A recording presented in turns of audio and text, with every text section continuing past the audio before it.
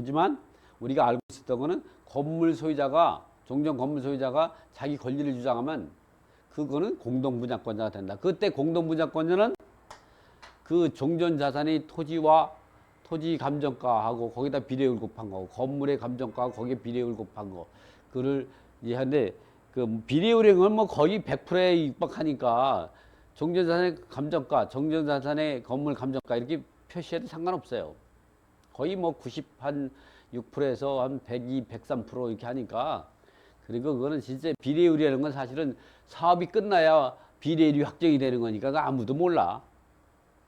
그래서 여러분이 비례율을 곱한다니까 어려움이 있으니까 그냥 종전자산의 감정가, 종전자산의 토지 감정가, 종전자산의 건물이 감정가 비율대로 한다. 그러니 권리가액이라는 건 거기다 비례율을 곱한 거다. 그러니까 그게 거의 이제 100으로 가니까 거의 종전자산의 감정가로 그 비율대로 해가지고 안분해가지고 공동분양권자가 되고 그 안분된 비율에서 추가 부담금도 그 비율을 곱해서 추가 부담금을 각자 해야 된다. 이런 얘기죠. 이번에는 재개발로 건물이 철거되고 토지만 경매가 진행되는 거예요. 이거는 재건축이 아니고 재개발이죠. 재개발은 이 토지만 갖고 있어도 90제곱미터 이상이면 분양자산자가 되고 또 이 건물만 가지고 있으면 당연히 그 분양 자격이 주어지는 거죠. 이것이 재개발에 하고 재건축에서의 분양 자격은 토지와 건물 전체를 가지고 있어야만이 분양 자격을 가지고 있는 거와 재개발에서는 토지 또는 건물만 가지고 있더라도 일정한 요건만 가지고 있는 분양 자격을 가지는 거와 좀 다른 점이죠.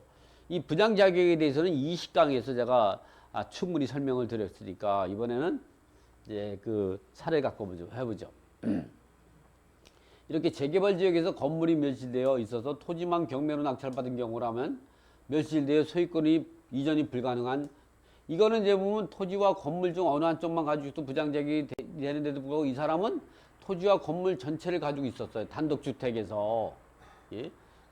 그런데 건물이 멸실돼서 토지만 경매를 신청해서 채권자 경매를 신청할 수밖에 없었고 이래서 낙찰받은 경우 멸실되어 소유권이 이전이 불가능한 건물에 대한 조합원의 권리를 넘겨받을 수 없다.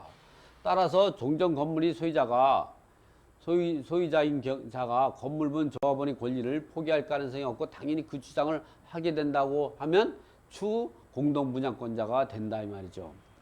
이 재건축에서는 그냥 넘어가는 거 있지만 재개발은 이런 걸 갖다가 상당히 철저하게 따져요. 재건축은 당연히 토지를 낙찰받으면 건물까지 소유권을 가져온다면 아파트니까. 근데 이거는 토지와 건물 갖고도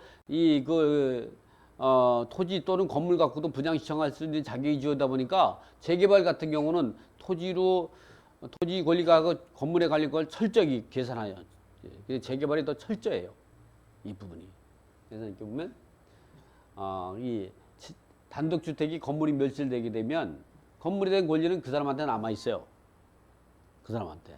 그리고 토지에 대한 거는 이제 그 낙찰자가 되는 거죠. 이래서 공동분양권자가 되는 거예요. 단 토지에 대한 감정평가 금액하고 건물에 대한 감정평가 금액, 즉 토지에 대한 권리가액하고 건물에 대한 권리가액을 이제 그 기준으로 해서 그 비율대로 추가 부담금이 정해지고 신축 아파트에 대한 또 그 비율대로 그 공동분양권자가 된다는 걸 우리가 알아야 된다. 그래서 이런 경우는 그렇지만 재건축에서 재개발에서는 건물에 대한 건물 권리가액이 이 권리가액은 이제 감정가, 감정평가 금액하고 곱하기 비례율. 이 비례율은 뭐 보통 96에서 한 102% 이렇게 계산을 해요. 이 비례율이 작으면 소형 평형을 가지고 있는 사람이 유리해. 권리가액이 작은 사람이 유리해. 비례율이 100이 넘어가면은 종전의 권리가액이 큰 사람이 유리해요.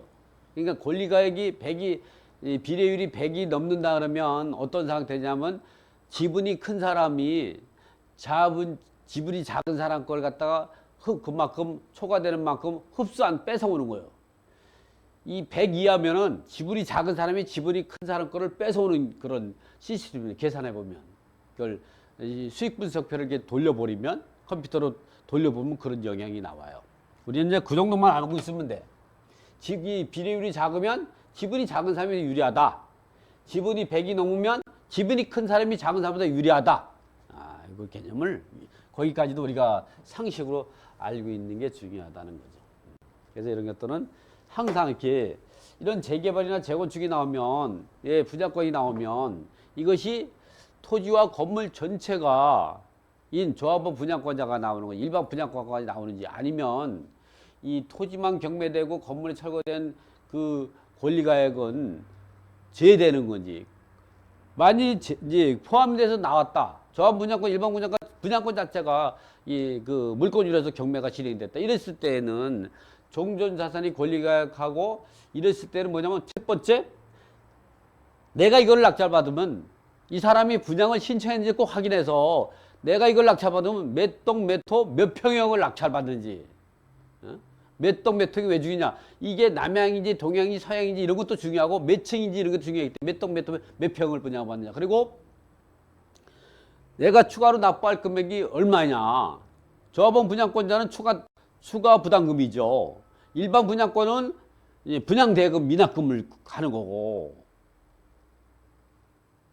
해서, 그리고 그걸 납부하지 않은 동안 이자가 얼마 동안 지연이자가 붙었느냐, 그 금액을 해서 그 금액이 얼마인가를 조합사무소 꼭 확인해서, 그러면 내가 이걸 낙찰받게 해서 요거 낙찰 금액 이외에 추가로 내가 조합에 추가 부담금이라든가 분양대금 미납금 같은 경우를 더 납부할 금액이 얼마인가, 그리고 또 확실하게 이것만 납부하면 내 소유권을 취득하고 더 추가로 납부할 것이 있는지 없는지 꼭 확인을 해야 된다.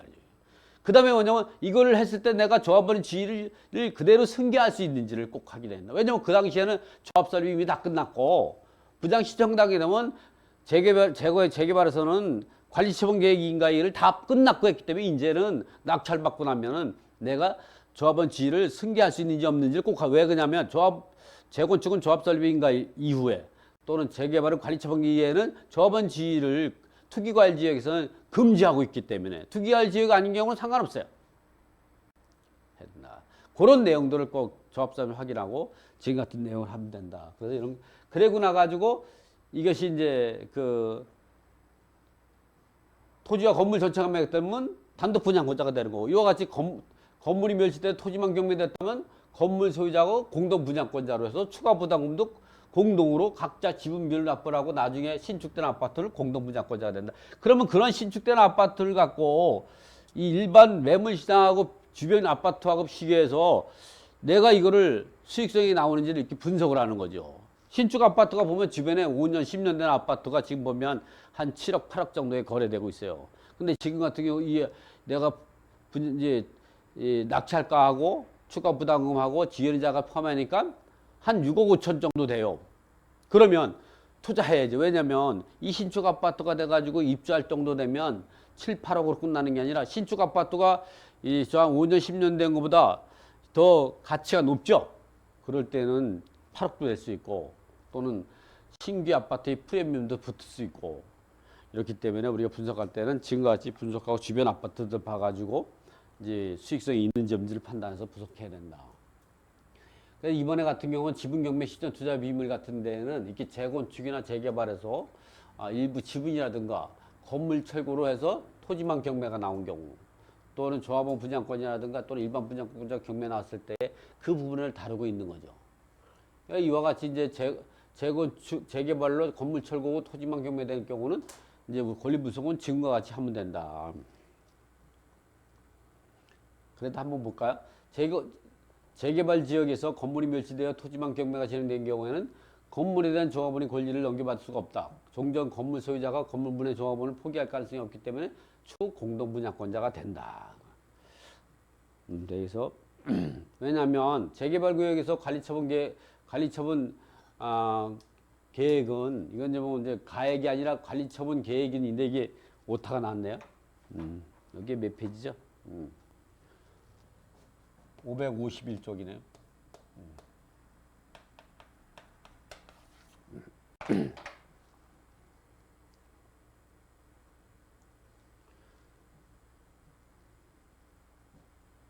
그 토지에 대한 건물과 재개발에서 관리처분 계획은 토지 지분에 대한 감정평가와 건물 지분에 대한 감정평가를 분리하여 평가하게 되는데, 이러한 토지와 건물 평가 금액의 합계가 합계가 종전자산이 내한 평가 금액이 되고 이 종전자산 평가 금액으로 새로운 아파트를 취득할 수 있는 자격을 얻게 된다. 따라서 정상적이라면 신축 아파트 등기 시에 관리 처분 당시에 종전 토지 지분과 건물 지분이 감정평가 금액의 비율대로 공동 소유가 된다 이런 거죠.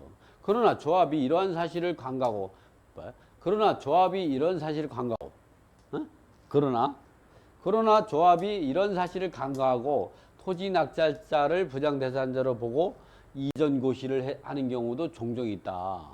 이런 경우는 사실은 부당이득이 된다는 거죠. 이렇게 되는 경우 사례가 운이 좋으면 이런 사례도 있으니까 우리가 알고서 지나가자는 거죠.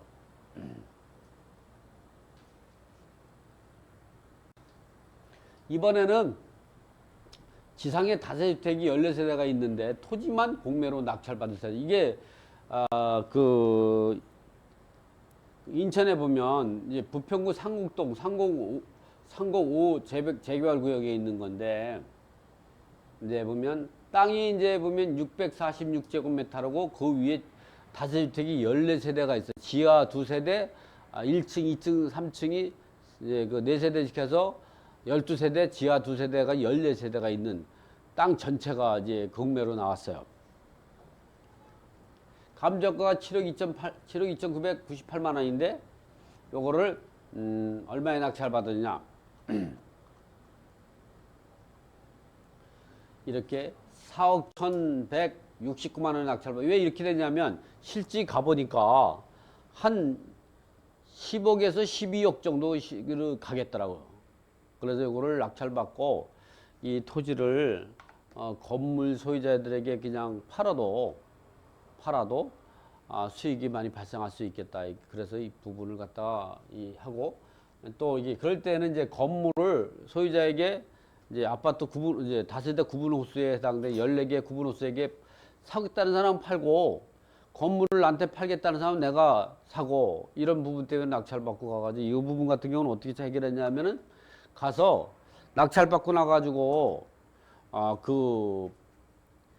각 14개 구분호수한테 가서 그 법인 명의로 낙찰받은데 A4 용지에다가 타자를 쳐가지고 이제 이러한 토지를 낙찰받은 사실을 고지했죠. 그랬더니 붙여놓으면 띄고 붙여놓으면 2번 했더니 바로 연락이 와가지고 해결할 수가 있었던 거거든요. 이런 경우는 수익이 굉장히 많이 발생할 수 있는 거죠. 근데 금액이 크지 않죠. 이게 들어왔을 때 보면 이거를 몇 삼이 들어왔냐? 이게 3등, 2등, 1등에 내가 1등 했죠, 1등.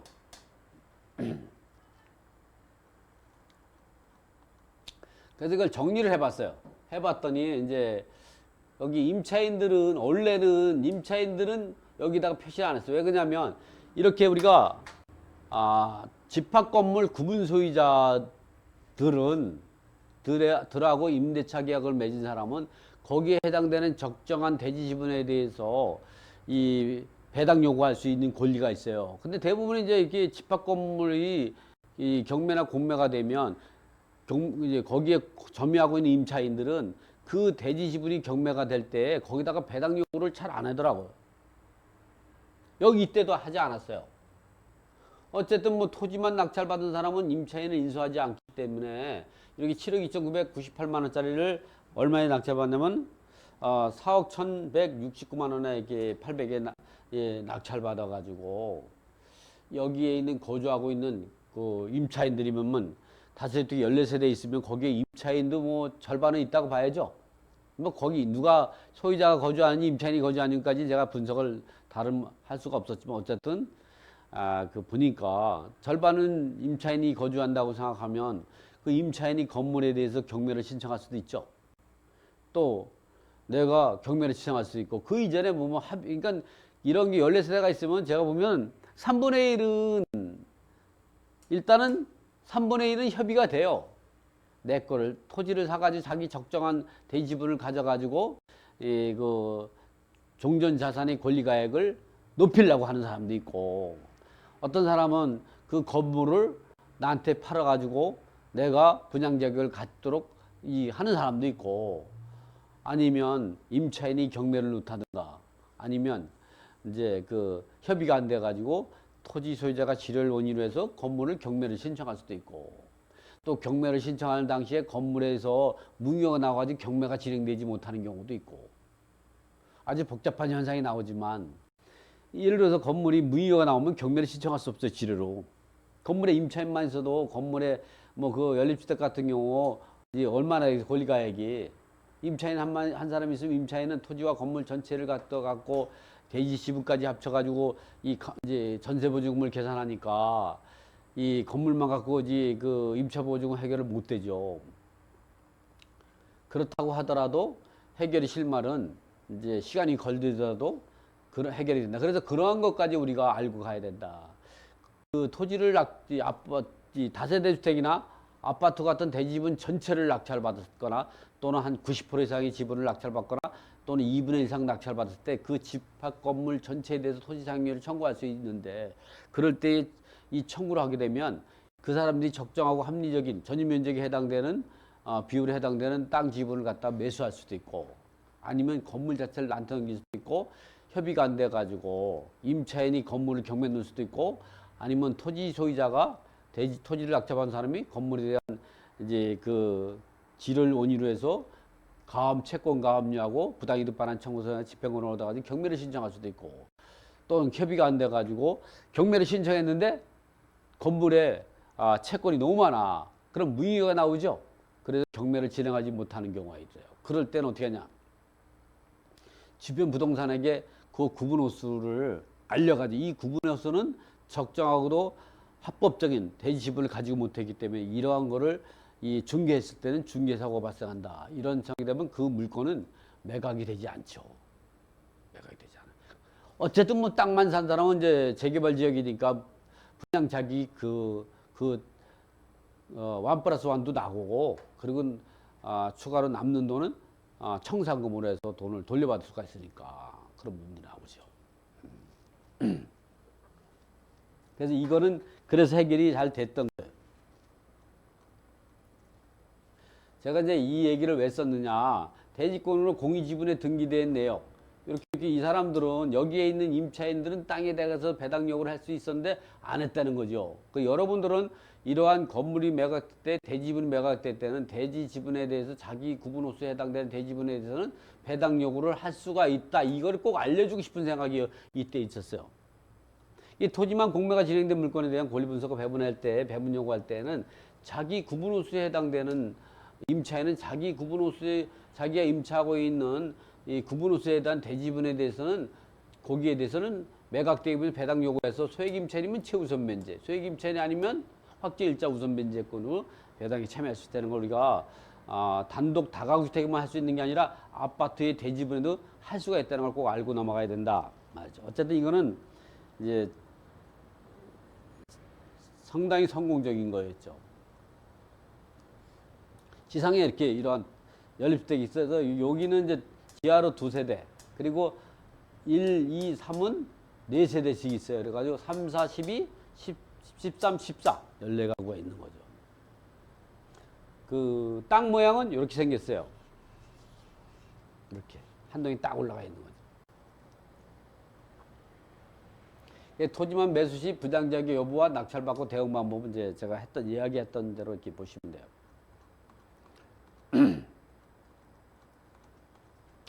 이번에는 이제 재개발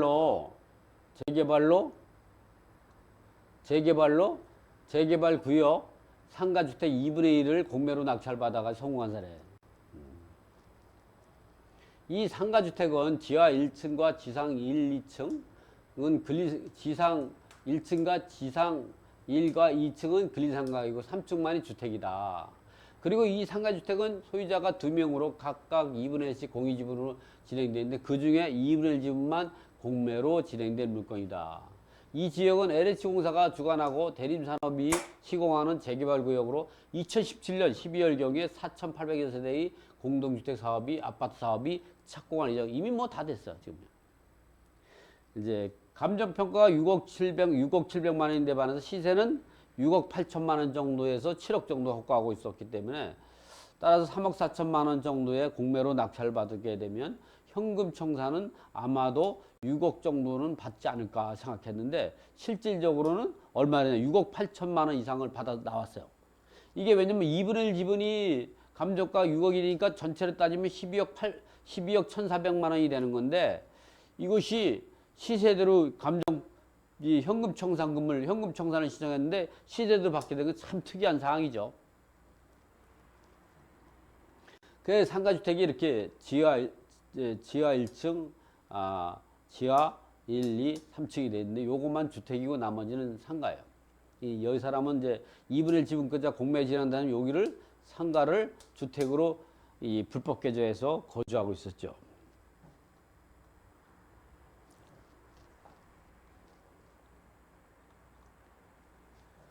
지금 이 단계가 4,800세대 재개발 지역이죠.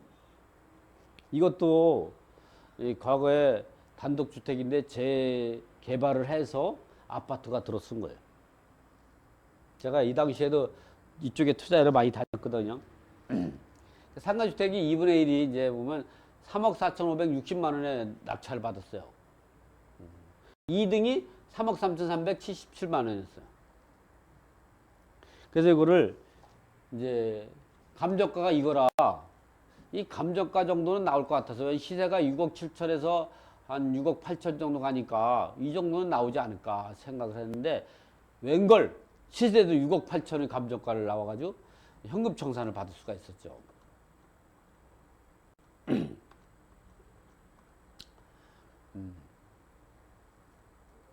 그래서 실제 두 사람이 입찰 들어왔는데 2등이 3억 3,377만 원이고 1등이 3억 4,560만 원, 3억 4,560만 원에 내가 낙찰 받은 거예요. 그래서 이게 낙찰 받고 현금 청산을 한 1년 3개월? 한 15개월 있다 현금 청산 받았으니까 아주 뭐 이것도 법인으로 낙찰 받았기 때문에 80% 대출까지 받아가면서 아주 자기 돈 1억 천 등기비까지 1억 1,300 들여가지고 추가로 이익이 발생한 게 보면 한 3억 한 5천인가 3억 8천인가 수익을 냈으니까 대단한 거죠. 세금이 별로 없죠. 법인세 갖고 계산했으니까. 요 얘기를 제가 매수인이 2층에 거주하고 있는 체납자를 명도하고 나서 공유자 문 누구와 상의해서 체납자가 거주하고 있는 공간을 2억 원의 전세를 받고 이랬으니 이게 훨씬 더 어쨌든 이렇게 해가지고 매수인은 3억 4,500만 60만 원을 공면 입찰을 낙찰 받은 후 잔금 대출 2억 7천만 원을 실행하여 소유자금은 이제 9,193만 4천 원을 투자했다. 그래서 현금 청산금은 6억 8,518만 8,490원을 받은 거죠. 여기 아마 현금 청산 이제 평가표가 나올걸요? 첨부 안 했나? 여기 있어요. 이게 LH공사에서 공모를 해주고 현금 청산금이 이렇게 나왔어요. 이 토지에 대해서 감정가가 5억 3,343만 9천 원이 되고 건물은 1억 5,174만 9천 원 두 개 합치면 6억 8천 몇백이 나와요. 요거 더해보면 이거를 받을 수 있었던 거죠. 이번에 이건 최근에 이제 토지 투자와 도로 투자를 어떻게 하면 되는가 이 부분은 이제 보면 우리가 재건축이나 재개발 사이에 토지와 이제 보면 도로나 토지 또는 건물이 매각이 될 때 특히 토지 같은 경우 매각이 될 때 우리가 어떻게 되는가 토지에 투자하는 거는 건축을 목적으로 토지에 투자한다면 진입도로가 중요하다. 진입도로 유무는 건축행위 허가의 필수적인 요건이기 때문이다. 진입도로가 없는 소위 맹지나 도로는 건축법적 요건을 갖추지 못한 도로인 경우에는 건축허가 나지 않기 때문이다. 이러한 맹지 등에서 건축행위를 하려면 진입도로로 개설을 해야 하는데 할 수만 있다면 맹지 탈출로 고수익이 걸리지만 이것이 그렇게 쉽지 않고 상당히 비용을 많이 든다. 왜냐면 도로를 내려고 땅을 살려고 그러면 이 부르는 게 금값이 금값. 그래서 우리가 현황 도로는 현재 사람들이 통행하는 사용하는 건축법상 도로를 어떤 거냐 이런 부분들을 찾기 위해서 이렇게 현황 도로는 현재 사람들이 통행로로 사용하는 사실상의 도로이고 지적도상 도로 확인해가지고 도로폭과 도로 소유자 확인을 해서 지적도상 도로를 확인하기 위해서는 해당 지번이 지적도나 이런 것들을 확인한다. 이런 부분도 이제 우리가 토지를 투자할 때 어떤 토지를 투자하느냐를 이번에 책에다 놓죠. 그래서 오늘 교육 시간에 이런 내용들을 다 설명을 드릴 수는 없고, 실질적으로 서울특별시 건축조례 제20조 도로의 지정 이런 부분들 있고, 또는 이제 우리가 어쨌든 우리가 토지를 살 때 주변 도로가 없으면 집을 짓 수가 없기 때문에, 그렇지만 내 땅은 아니지만 주변에 있는 도로가 붙어 있는데 이게 건축법상 도로가 되면 누구든지 사용할 수 있는 법정 도로가 된다. 이 건축법상 도로 같은 경우는 예를 들어서 여기 주택이 있어요. 주택이 있는데 이 사람이 이 건축을 짓기 위해서 자기가 도로를 사가지고 이 건축 허가를 냈어. 근데 여기 그 건물 지고 싶은 땅이 있어요. 그러면 나는 이 토지 소유자의 동의를 얻지 않고 건물을 질 수가 있어요. 이런 걸 건축법상 도로라고 그래요. 이렇게 이 사람이 집을 짓기 위해서 건축법상 도로로 인정이 된다면 이런 경우는 법정 도로가 된다는 거예요. 그래서 누구나가 사용할 수 있다. 특히 이 사유지라고 하더라도 이 토지 소유자의 동의 없이 건물을 질 수 있다는 거. 그런 내용들을 여기다 기재를 많이 해놓은 거예요. 그래서 이런 것들은 이제 생략했지만 여러분들은 이런 것들 건축 허가를 위한 지립도로 요건과 건축법상 도로를 확인하는 방법, 이 부분도 이제 여기 내용이 다 나와 있어요.